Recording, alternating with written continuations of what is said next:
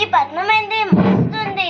ఇంత పెద్ద బిల్డింగ్ లో ఎవరు కట్టిరో ఎట్లా కట్టిరో ఈ అన్నను అడుగుదాం.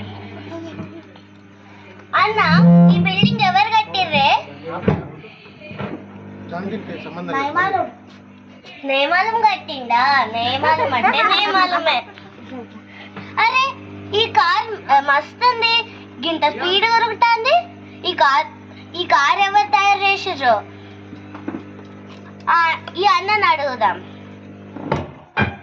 అన్న, ఈ కార్ ఎవరు తయారు చేసిర్రే? నేమాలం.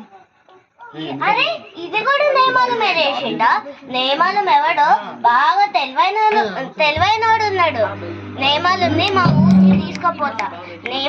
మా ఊరికి తీసుకుపోయి బిల్డింగ్లు కట్టిపించుకుంటా, కార్లు తయారు చేయించుకుంటా. అబ్బా, కార్లు బాగా గుంజి పాడవుతున్నాయి. ఈ అడ్రస్ ఎవరు నన్ను అడుగుదాం. అన్న, ఈ అడ్రస్ కొంచెం చెప్పరాదే?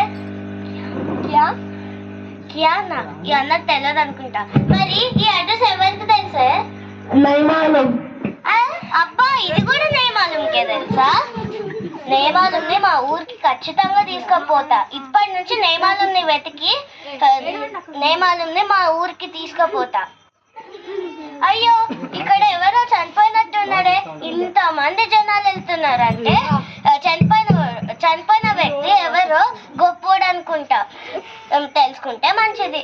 అన్న, ఇట్రా. ఇట్రా.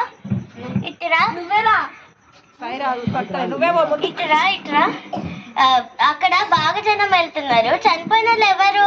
నేమాలం. చచ్చిపోయిందా? నేను నిన్ను కలుద్దాం అనుకున్నాను. నీ బిల్డింగ్ లను చూద్దాం అనుకున్నాను. నీ కార్లను ఎక్కి డ్రైవ్ చేద్దాం అనుకున్నాను. నేమాలమా, బిల్డింగ్లు తయారు చేయించుకుందాం అనుకున్నా.